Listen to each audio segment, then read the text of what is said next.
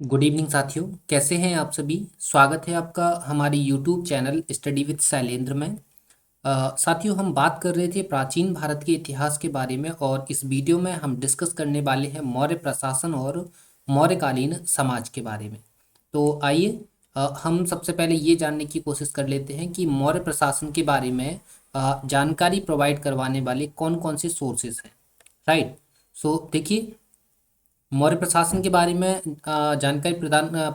जानकारी देने वाले प्रोवाइड करवाने वाले काफ़ी सारे सोर्सेस हैं, लेकिन इसमें हमने मेनली सिर्फ 4 ही सोर्सेस को इंक्लूड किया हुआ है, जिसमें अर्थशास्त्र, इंडिका, जूनागढ़ अभिलेख और अशोक के अभिलेख जो है वो शामिल हैं। क्लियर है।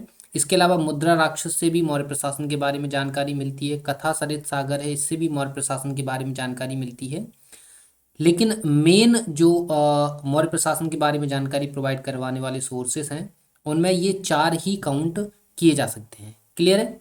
जिसमें से हम जूनागढ़ अभिलेख के बारे में ऑलरेडी डिस्कस कर चुके हैं। अगर आपने नहीं देखा है तो आप हमारे पुराने वीडियोस देखिए, वहाँ पर आपको जूनागढ़ अभिलेख का डिस्क्रिप्शन मिल जाएगा। क्लियर है। इसके अलावा हम अशोक के अभिलेखों को लेकर एक वीडियो बना चुके हैं, जिसमें हमने अशोक और अशोक के अभिलेख के बारे में बात करी है। क्लियर। तो ये दो सोर्सेज के बारे में तो हम ऑलरेडी पहले डिस्कस कर चुके हैं, तो आप हमारे प्रीवियस वीडियोस देखिए, वहाँ पर इनके बारे में आपको जानकारी मिल जाएगी। ठीक है। यहाँ पर इस वीडियो में हमारा जो मेन फोकस रहने वाला है वो अर्थशास्त्र और इंडिका को लेकर रहने वाला है। और अर्थशास्त्र के बारे में तो आप जानते हैं कि ये एक पॉलिटी की किताब है। ठीक है, पॉलिटी की बुक है। और ये जो बुक है साथियों, किसने लिखी थी, ये बुक जो है वो चाणक्य ने लिखी थी। ठीक है। और चाणक्य का एक और नाम विष्णुगुप्त है, ये भी हम आपके साथ डिस्कस कर चुके हैं, है ना। ठीक है, इनका नाम विष्णुगुप्त था। और चाणक्य को जो है साथियों भारत का मैकियावेली भी कहा जाता है। ठीक है। इसी के साथ ही हम इंडिका के बारे में थोड़ा सा तो पहले जान ही चुके हैं, क्योंकि इंडिका जो है वो साथियों किसने लिखी थी, वो मैगस्थनीज ने लिखी थी। मैगस्थनीज ने लिखी थी। ठीक है। और ये जो मैगस्थनीज था वो कौन था, राजदूत था। किसका राजदूत था, ये सेल्यूकस का। ठीक है। सेल्यूकस का जो है वो राजदूत था। तो इस बारे में तो ठीक है। तो आइए हम आगे की तरफ बढ़ते हैं। तो हमारा मेनली फोकस किस पर रहने वाला है, मेन फोकस होगा हमारा अर्थशास्त्र और इंडिका को लेकर। क्लियर है। चलिए, तो हम सबसे पहले क्या करते हैं, इंडिका के बारे में तो जानेंगे ही और अर्थशास्त्र के बारे में तो जानेंगे। यहाँ से बेसिस कौन कौन सी जानकारियाँ मिलती हैं हमारे प्रशासन की, वो भी देखेंगे। लेकिन उससे पहले हम मौर्य प्रशासन का ढांचा देख लेते हैं कि मौर्य प्रशासन में कौन कौन सी लेयर्स थी। ठीक है। तो मौर्य प्रशासन में बेसिकली 5 लेयर्स थी। ये 5 लेयर आपके सामने है कि मौर्य प्रशासन में सबसे पहले केंद्र था। केंद्र विभाजित था प्रांतों में, प्रांत विभाजित थे मंडल में, मंडल विभाजित थे विषय में, और विषय विभाजित था ग्राम में। क्लियर है। अब साथियों, केंद्र का जो प्रमुख होगा वो होता था राजा। ठीक है, केंद्र का प्रमुख होता था राजा। सिमिलर प्रांत का प्रमुख होता था कुमार, या हम बोलते थे आर्यपुत्र, या बोला जाता था राष्ट्रिक। क्लियर है। इसी के साथ ही मंडल का जो प्रमुख होता था, मंडल का प्रमुख प्रादेशिक या प्रतिष्ठा कहलाता था। विषय का प्रधान जो होता था या विषय का जो प्रमुख होता था वो विषयपति कहलाता था।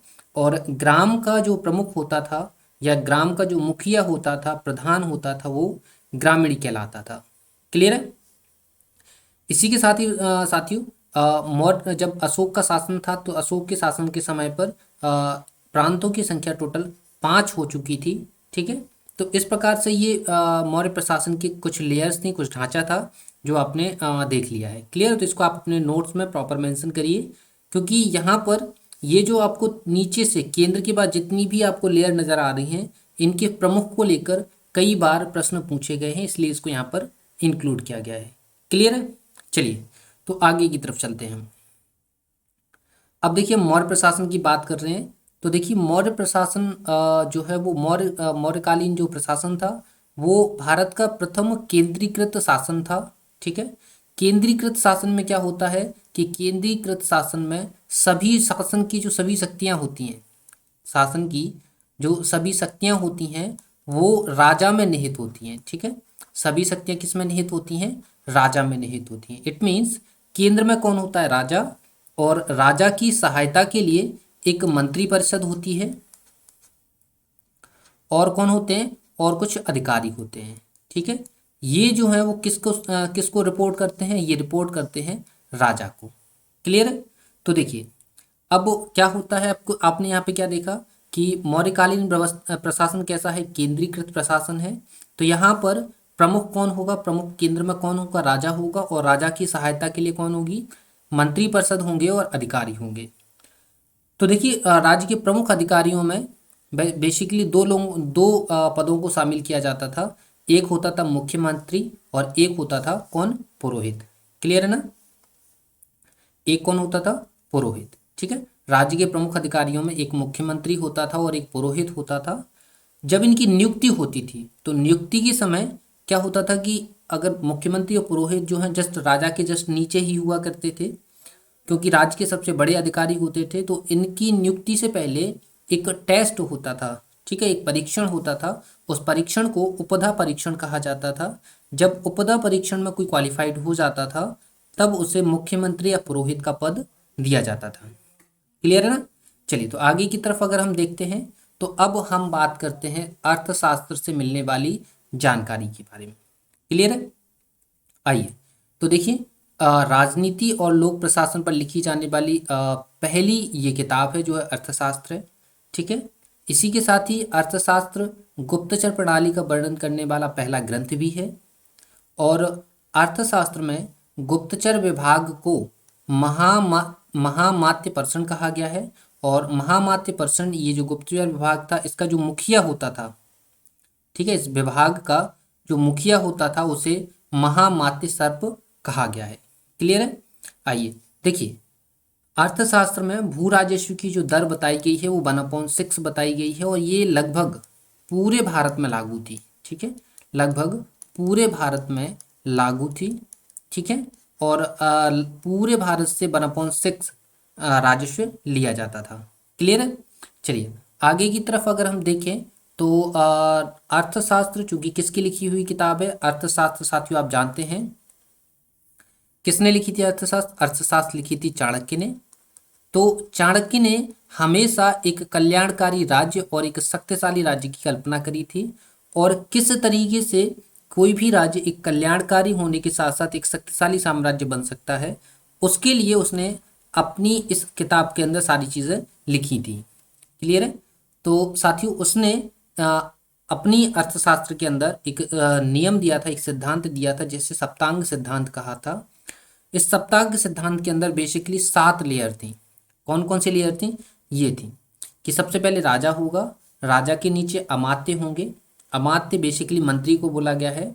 ठीक है, या ऑफिसर्स को भी बोल सकते हैं, अमात्य या आप मंत्री बोल दीजिए या आप ऑफिसर्स बोलेंगे। ठीक है, इसके नीचे जनपद होता था, फिर दुर्ग होगा, फिर कोस, दंड और मित्र।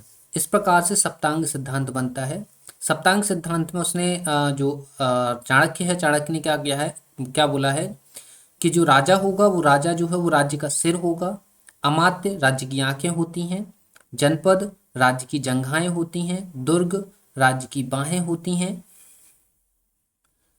कोष राज्य का मुख होता है, दंड राज्य का मस्तिष्क होता है और मित्र जो है वो राज्य के कान होते हैं। तो इस प्रकार से सप्तांग सिद्धांत जो है वो बन जाता है। क्लियर है।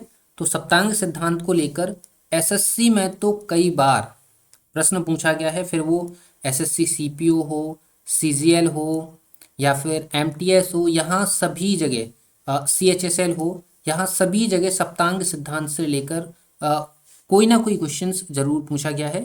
तो आप इसे केयरफुली मेंशन करिए अपने नोट के अंदर। क्लियर है। तो सप्तांग सिद्धांत आपने देख लिया। चलिए इसी के साथ आगे की तरफ बढ़ते हैं हम। अब हम अधिकारियों की कुछ बात कर लेते हैं। देखिए अर्थशास्त्र में शीर्षस्थ अधिकारियों के रूप में तीर्थ का उल्लेख है। ठीक है, यहाँ पर मौर्य प्रशासन के अंदर जो सबसे ऊपर अधिकारी होते थे जिन्हें वर्तमान में हम आला अधिकारी बोलते हैं, जो आला अधिकारी होते थे या शीर्षस्थ अधिकारी होते थे उनको तीर्थ कहा जाता था। ठीक है, या फिर तीर्थ के अलावा क्या हम उन्हें महामात्र भी बोल सकते हैं। ठीक है, महामात्र बोल सकते हैं, तीर्थ बोल सकते हैं। इनकी जो संख्या थी टोटल 18 थी। क्लियर। तो वैसे हमने 18 का तो जिक्र नहीं किया है, कुछ हमारे अधिकारी हैं जिनके बारे में आप जान लीजिए। जैसे कि मंत्री जिसे प्रधानमंत्री होगा, पुरोहित धर्म और दान विभाग का प्रधान होगा, सेनापति सैन्य विभाग का प्रधान होगा, युवराज राजा का पुत्र होगा, दौबारिक राजकीय द्वार रक्षक होगा, समाहर्ता आय का संग्रह करता होगा, सन्निधाता राजकीय कोषाध्यक्ष होगा, प्रशासता कारागार का अध्यक्ष होगा, प्रदेष्ट्री ये कमिश्नर होगा। इसी के अलावा व्यवहारिक ये प्रमुख न्यायाधीश होगा, दुर्गपाल दुर्ग रक्षक होगा, अंतपाल ये सीमावर्ती दुर्गों का रक्षक होगा। क्लियर। यहाँ पे हमने कुछ 12 अधिकारियों को मेंशन किया है, टोटल हैं 18, तो हमने 18 यहाँ पर नहीं लिखी हैं। ठीक है, यहाँ पे कुछ इंपॉर्टेंट चीज़ें हैं, इस वजह से हमने ये सारी चीज़ें लिखी हैं। क्लियर है, तो इनसे रिलेटेड क्वेश्चंस बने हैं इसलिए इतने सारे लिखे हुए हैं हमने आपके लिए, अदरवाइज हम यहाँ पे इनको मेंशन नहीं करते। क्लियर, हम यहाँ पर कोई भी ऐसी चीज़ मेंशन नहीं करते हैं जो आपके एग्जाम के पॉइंट ऑफ व्यू से इम्पोर्टेंट नहीं है। क्लियर, 18 के 18 आपको याद नहीं करना है, लेकिन कोशिश करिए कि आप 12 अधिकारियों के नाम याद कर पाएँ। क्लियर है, चलिए आगे की तरफ अगर हम बात करें तो हम अब बात कर लेते हैं इंडिका के बारे में, जो कि किसकी लिखी हुई किताब है। ये किताब है मैगस्थनीज की। लेकिन साथियों ये किताब जो है वो वर्तमान में मौजूद नहीं है, इसका कोई भी उद्धरण जो है वो इसके वास्तविक स्वरूप में उपलब्ध नहीं है। इसके जो उद्धरण हैं, इंडिका के जो उद्धरण हैं वो हमको यूनानी लेखकों के उद्धरणों से प्राप्त होते हैं, जिसमें Arrian, Strabo, Plutarch, Pliny, Justin, Diodorus, इनकी जो किताबें हैं, इनकी किताबों में मैगस्थनीज की जो इंडिका बुक थी उसके उद्धरण लिखे हुए हैं, तो वहाँ से हमको इसके उद्धरण देखने के लिए मिल जाते हैं। वास्तविक रूप में इंडिका वर्तमान में उपलब्ध नहीं है।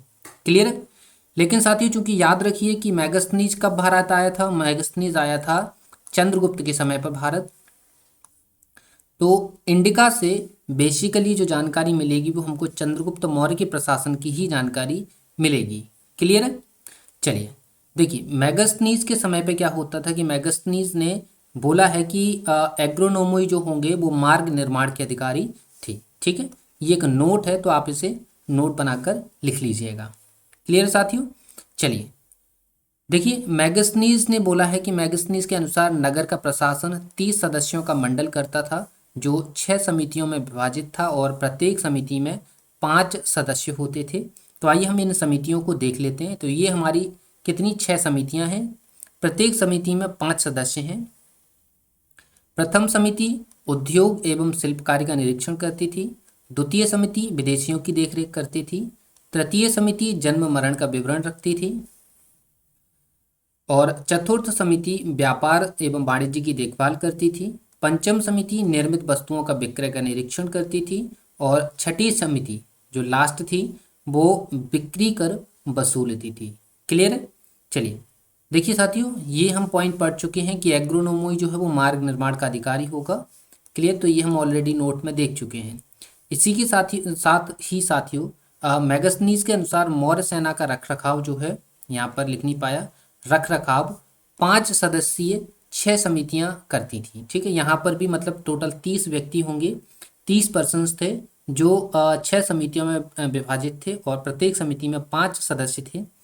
यहाँ भी क्या है कि जो रखरखाव की समितियां थी उनमें प्रथम समिति जो थी वो जल सेना की व्यवस्था देखती थी, द्वितीय समिति यातायात एवं रसद की व्यवस्था देखती थी, तृतीय समिति पैदल सैनिकों की देखरेख करती थी, चतुर्थ समिति जो है वो अश्वारोहियों की सेना की देखरेख करती थी, पंचम समिति जो थी वो गज सेना की देखरेख करती थी और छठी जो समिति थी वो रथ सेना की देखभाल करती थी। क्लियर है, तो देखिए मैगस्थनीज के ये जो दोनों पॉइंट पढ़े हैं हम इस आपने समिति से रिलेटेड, ये दोनों ही इंपॉर्टेंट हैं। क्लियर है, और ये प्रश्न भी जो डबल स्टार लगाया हुआ है नोट में लिखा हुआ है ये भी आपके लिए बहुत ज़्यादा इंपॉर्टेंट है। क्लियर, वैसे डेटा तो सारा आपके लिए इंपॉर्टेंट है क्योंकि हम कोई भी अननेसेसरी डेटा यूज करते ही नहीं है। क्लियर है, चलिए आगे की तरफ देखें तो मैगस्थनीज ने मौर्य प्रशासन के दौरान एक नए समाज की कल्पना की थी। वो समाज कैसा था वो देख लीजिए। मैगस्थनीज जो है वो भारतीय समाज को 7 वर्गों में विभाजित करता है। ठीक है, भारतीय समाज से कहने का तात्पर्य ये है कि ये चंद्रगुप्त मौर्य के समय के समाज की बात कर रहा था और इसने चंद्रगुप्त मौर्य के समय के समाज को 7 वर्गों में विभाजित किया था। वो 7 वर्ग कौन कौन से थे वो आपके सामने लिखे हुए हैं। कौन से हैं, एक दार्शनिक, एक किसान, फिर अहीर वर्ग होगा, एक कारीगर वर्ग होगा या शिल्पी वर्ग इसे आप बोल सकते हैं, एक सैनिक वर्ग होगा, एक निरीक्षक वर्ग होगा और एक सभासद वर्ग होगा। क्लियर है? चलिए आगे की तरफ अगर हम बढ़ जाते हैं तो कुछ अन्य तथ्यों पर भी बात कर लेते हैं। तो देखिए जस्टिन एक यूनानी लेखक हैं, ये यूनानी लेखक हैं। ये क्या कहते हैं कि इन्होंने माना है कि चंद्रगुप्त मौर्य की सेना में लगभग 50,000 अश्वरोही मतलब घोड़े थे, घोड़े वाले सैनिक थे, 9,000 हाथी थे और 8,000 रथ थे। इसी के साथ ही देखो ये एक कदम और आगे बढ़ के क्या कहते हैं, जस्टिन कहते हैं कि चंद्रगुप्त ने 6 लाख की सेना लेकर पूरे भारत को रोन दिया था, मतलब अखंड भारत बना दिया था। ठीक है, इसीलिए तो बताया था आपको कि चंद्रगुप्त मौर्य को भारत का पहला ऐतिहासिक सम्राट बोला जाता है। बताया था आपको, ऐतिहासिक सम्राट बोला जाता है। क्यों बोला जाता है? क्योंकि ये पहला ऐसा व्यक्ति था या पहला ऐसा राजा था जिसने अखंड भारत का सपना देखा था। क्लियर है? चलिए आगे की तरफ अगर हम बढ़ जाते हैं तो देखिए मौर्य प्रशासन में क्या जो सरकारी भूमि होती थी, सरकारी भूमि को सीता भूमि कहा जाता था। क्लियर है? सरकारी भूमि को सीता भूमि कहा जाता था। और इस समय पर बिना वर्षा के जो जहाँ पर अच्छी भूमि थी, मतलब ऐसी भूमि जहाँ पर वर्षा भी कम हो या ना हो फिर भी अच्छी फसल होती थी, उस भूमि को आदेव मात्रक कहा जाता था। क्लियर है? चलिए इसके अलावा मौर्य प्रशासन एक खुले विचारों वाली व्यवस्था को अपनाने वाला साम्राज्य था। तो यहाँ पर स्वतंत्र वेश्यावृत्ति भी प्रचलित थी और जो स्त्री स्वतंत्र वेश्यावृत्ति को अपनाती थी उस महिला को रूपजीवा कहा जाता था। क्लियर है? आइए आगे की तरफ हम अगर बढ़ते हैं तो देखिए कि जो चंद्रगुप्त मौर्य था उसने नंद वंश का विनाश किया था। ये आप जानते हैं, घनानंद के साथ इसका युद्ध हुआ था, इसमें घनानंद हार गया था। ठीक है, आपको मालूम हुआ कि चंद्रगुप्त मौर्य वर्सेस घनानंद एक युद्ध हुआ था जिसमें घनानंद हार जाता है, चंद्रगुप्त मौर्य जीत जाता है और इसी के साथ ही मगध की गद्दी पर मौर्य साम्राज्य जो है वो स्टैब्लिश हो जाता है। राइट, ऐसा ही आपने पढ़ा है।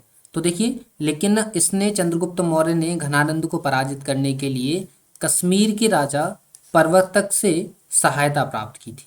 ठीक है, ये पॉइंट आप याद रखेंगे। ठीक है, तो ये चीज़ आपको समझ में आ गई होंगी उम्मीद करते हैं। तो फिर हम आगे की तरफ बढ़ जाते हैं। ठीक है, अब हम परवर्ती मौर्यों की बात कर लेते हैं। परवर्ती मौर्य से कहने का मतलब ये है कि हम अशोक के बाद जो भी राजा आए हैं मौर्य साम्राज्य के अंदर, हम उनकी बात कर रहे हैं। क्लियर है? तो देखिए अशोक तो आपने देख लिया, आपने क्या देखा था कि सबसे पहले कौन आया था? चंद्रगुप्त मौर्य आए थे। फिर कौन आया था? बिंदुसार आया था। राइट, बिंदुसार के बाद कौन आए थे? बिंदुसार के बाद आए थे अशोक। राइट, अशोक आ गए। अशोक के बाद कुणाल, कुणाल के बाद आए हैं संप्रति, संप्रति के बाद आएंगे दशरथ और दशरथ के बाद आएंगे कौन? बृहद्रथ। अब ये बृहद्रथ कौन है? ये बृहद्रथ हैं मौर्य साम्राज्य के अंतिम राजा। ठीक है, कौन है? मौर्य साम्राज्य के अंतिम शासक। क्लियर है? और ये पॉइंट आपके लिए वेरी वेरी इंपॉर्टेंट है क्योंकि ये पॉइंट जो है वो कई बार एग्जाम्स में पूछा गया है। क्लियर है? चलिए तो हम अब और आगे की तरफ देख लेते हैं।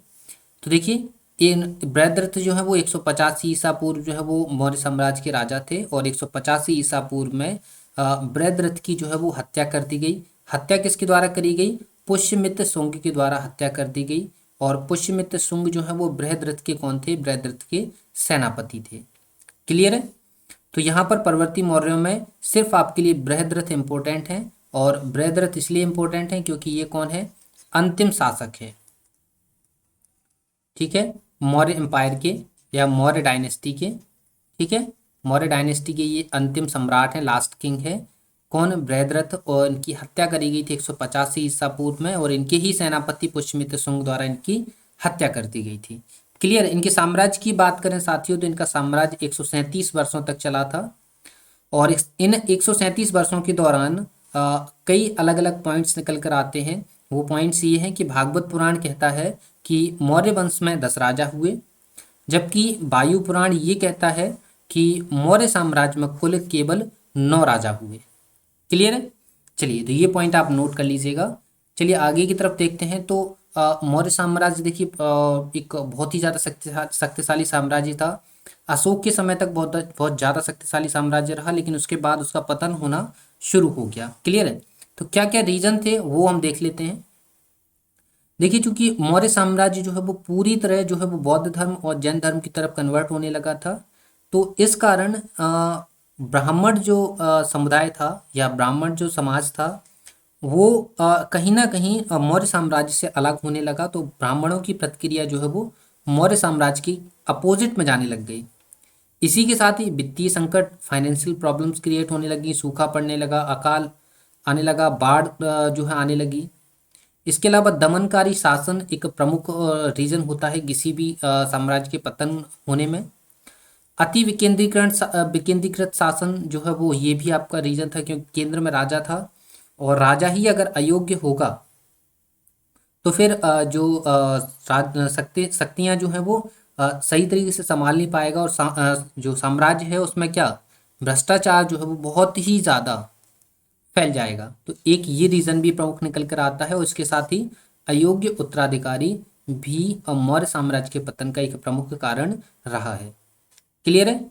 तो आज का हमारा ये सेशन था, तो उम्मीद करते हैं आपको पसंद आया होगा। यहाँ पर हमने मौर्य प्रशासन और उसके समाज के बारे में डिस्कस किया था, और इस वीडियो में हमने मेनली 2 सोर्सेज पर डिस्कशन किया है, एक अर्थशास्त्र पर किया है और एक इंडिका को लेकर किया है। क्लियर है? और हमारे इस लेक्चर की जो पीडीएफ है वो आपको टेलीग्राम चैनल पर मिल जाएगी हमारे, और टेलीग्राम चैनल की लिंक है जो साथियों वो आपको हमारी वीडियो की डिस्क्रिप्शन में मिल जाएगी। तो आप वहाँ से जाकर हमारे इस पीडीएफ को डाउनलोड कर पाएंगे। क्लियर है?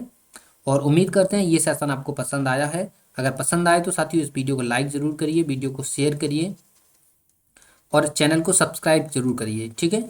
तो मिलते हैं आपसे नेक्स्ट वीडियो में, तब तक के लिए धन्यवाद।